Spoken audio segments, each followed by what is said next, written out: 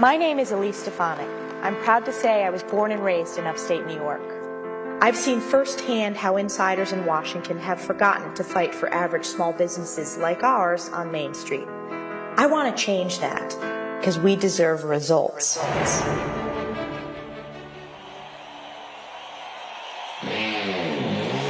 Elise.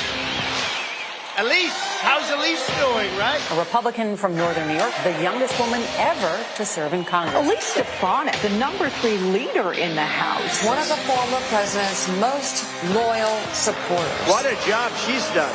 Thank you, Elise. Thank God there are people out there like Elise Stefanik who doesn't just moan about things on Twitter. Representing Fort Drum in upstate New York, Stefanik is a member of the House Intelligence and Armed Services Committee. I rise today in strong support of the conference report for the National Defense Authorization Act. Stefanik won her swing district by 22 points and last year was re-elected by 35 points. Everyone knows upstate New York and the North Country is Elise country. Congresswoman Elise Stefanik securing a 4th term in office, winning by nearly double over her Democratic challenger. Elise Stefanik, a name becoming more nationally recognized. She is a superstar. It's Congresswoman who Adam Schiff could not silence. This is the 5th time you have interrupted members of Congress, newly elected members of Did Congress. I not realize when she opens that mouth, you were killing them, Elise? You were killing them. House GOP Conference Chair Elise Stefanik is announcing a probe aimed at holding school administrators accountable. I'm going to give you one more opportunity. Does calling for the genocide of Jews violate Penn's code of conduct when it comes to bullying and harassment? Yes or no? I watched her run over the head of Harvard, the head of Penn, the great old Wharton School of Finance. With 69 days to go, Donald Trump tapped New York Congresswoman Elise Stefanik to be U.S. Ambassador to the United Nations. It has never been more critical for the United States to lead with strength and moral clarity. I share President Trump's vision of a UN reformed by strong America first, peace through strength, and a return to this founding mission of promoting peace and security around the world.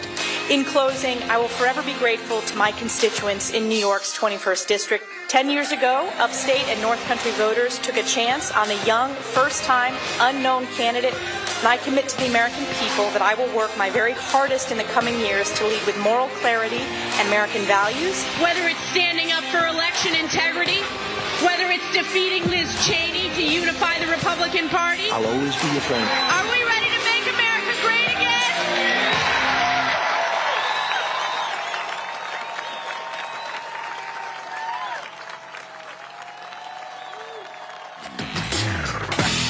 Ladies and gentlemen, please welcome U.S. Ambassador Designate to the United Nations, Elise Stefanik.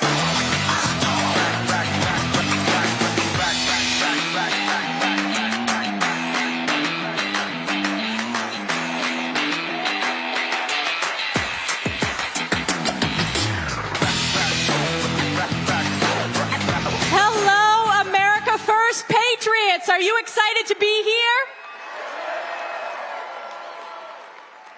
It is so great to be back at CPAC with the Republican trifecta, a Republican House, a Republican Senate, and of course, President Donald J. Trump in the White House. Now, we know none of this would have been possible without you, the American people. So I want to thank you for years of hard work, sacrifice, and dedication to fire Joe Biden, elect President Trump to save America. And believe me, we know, and in fact, no one knows this better than President Trump and his entire family, that this election was not easy. The left and their loyal stenographers in the mainstream media stooped to new and disgraceful lows. They tried everything: vicious smears, unprecedented attacks on his family, unconstitutional impeachments, and illegal lawfare by a weaponized and corrupt justice system. President Trump even faced an assassination attempt in Butler, Pennsylvania. But by the grace of God, he prevailed, and we are here today. Americans know that God was truly watching over America and President Trump on that fateful day. We will always remember that day in Pennsylvania, just like we will always remember November 5th, 2024, the once-in-a-lifetime victory of the most important election in history.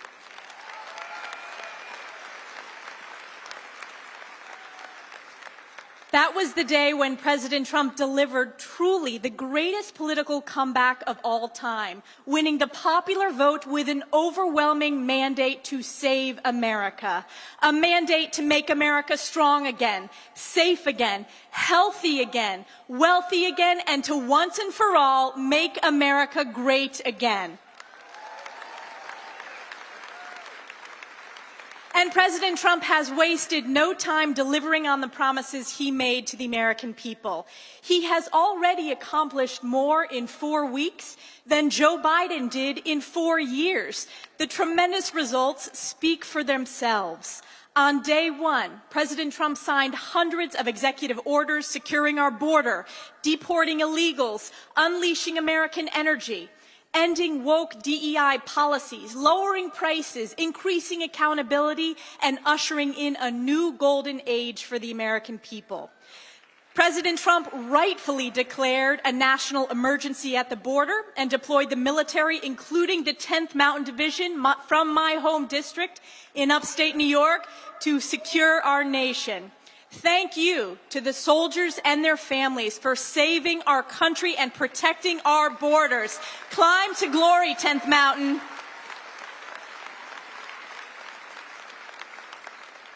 President Trump also signed into law the Laken-Riley Act, the first bill passed by our House Republican majority in Congress. President Trump has ended catch and release, restored Remain in Mexico, restarted building the wall, and rightfully declared cartels as foreign terrorist organizations. President Trump is not only securing our nation, he is rebuilding the broken and failed Biden economy of inflation, malaise, and weakness. President Trump is putting America first by demanding fair and reciprocal trade, unleashing American energy independence, cutting regulations, and demanding the government work for we the people as President Trump doges wasteful un-American spending. And this is because President Trump knows that a strong, safe, and prosperous America at home is a strong America abroad. Our economic security, our border security, our energy security is also our national security. And the world is watching as President Trump reasserts his America First, peace through strength foreign policy. And I'm so honored to have been nominated by President Trump to serve in his cabinet as the United States ambassador to the United Nations as a part of this national security team. Our team is already hard at work on behalf of the President and the American people at Turtle Bay as I finish my work to enact his agenda in Congress on behalf of my constituents and the American people. When discussing this nomination with President Trump, the President shared with me that he sees great promise in the United Nations if it focuses on its founding mission of international peace and security.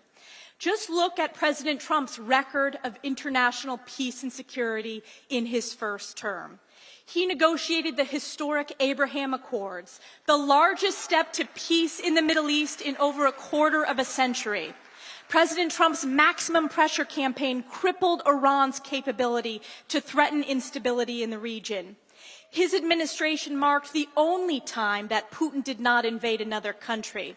And there is no question that President Trump is the president of peace and deserves the Nobel Peace Prize for the historic achievements of his first term alone.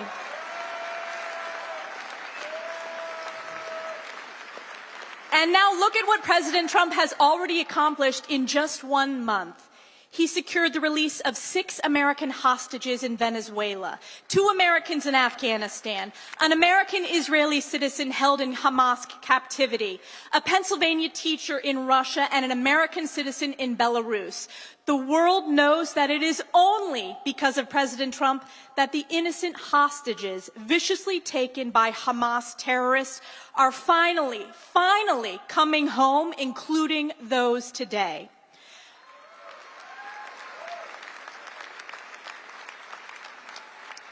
And President Trump is already effectively working to bring peace to the Russia-Ukraine war to stop the bloodshed. He's restored maximum pressure on Iran and redesignated the Houthis as a foreign terrorist organization. And the world is watching as every head of state is clamoring to meet with President Trump because the world knows America First is back.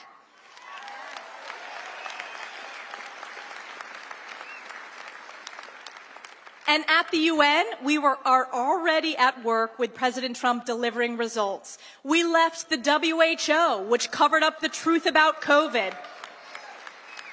President Trump terminated the America Last Paris Climate Agreement. President Trump rightfully withdrew from the UN Human Rights Council that is a corrupt farce run by the worst abusers on the planet. The Trump administration imposed sanctions on the International Criminal Court, an illegitimate court fueled by raging anti-Semitism and anti-Americanism. And a top priority that I have worked on in Congress for years, President Trump defunded UNRWA, the pro-Hamas terrorist group that committed atrocities on October 7th. And make no mistake, hear it now, as President Trump's United States ambassador to the United Nations, we will not only defund UNRWA, we will dismantle it.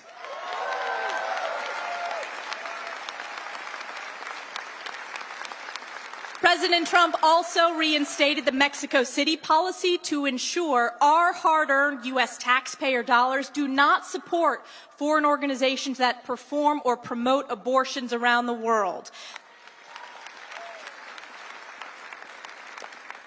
The U.S. rejoined the Geneva Consensus Declaration to promote and strengthen opportunities for women and girls around the world and to protect the family as the fundamental unit of society.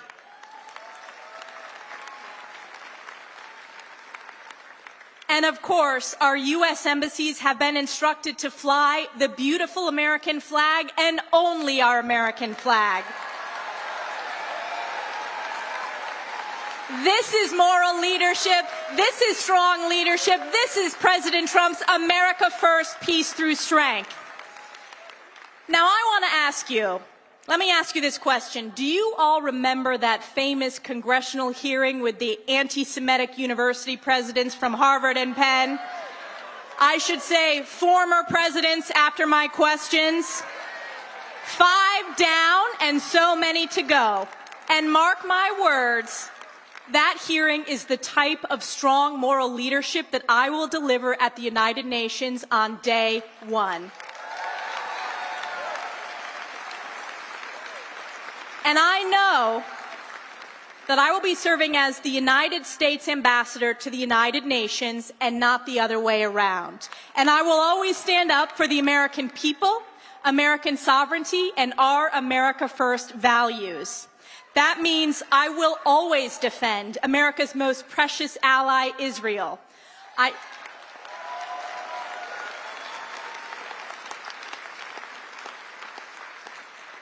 led the charge to expose the rot of anti-Semitism on college campuses, and I will lead the charge on behalf of President Trump to root out the rot of the true den of anti-Semitism, and that is the UN.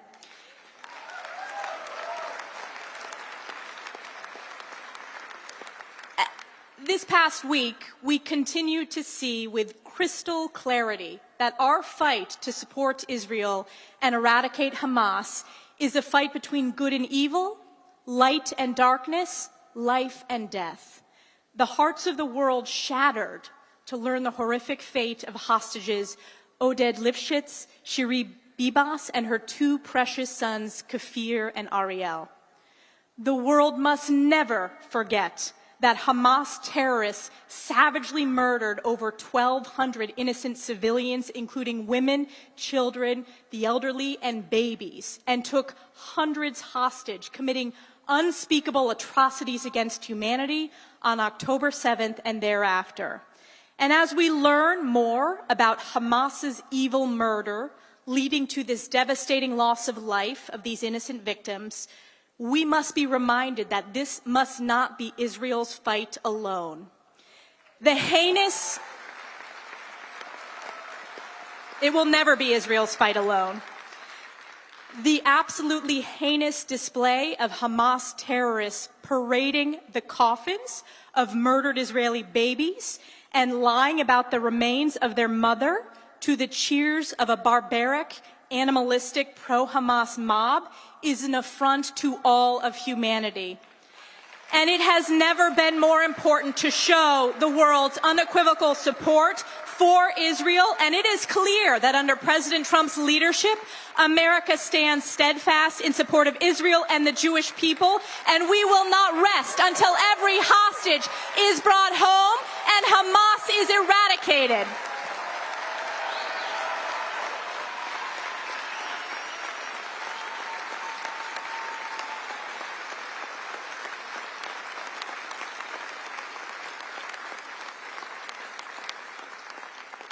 At the UN, I will also work with President Trump, Secretary Marco Rubio, Elon Musk, and the DOGE team to ensure every single dollar that we send to the United Nations is in line with the founding mission of actually promoting international peace and security. We will not fund terrorism, we will not fund corruption, we will not fund anti-Semitism, and we will not fund anti-Americanism.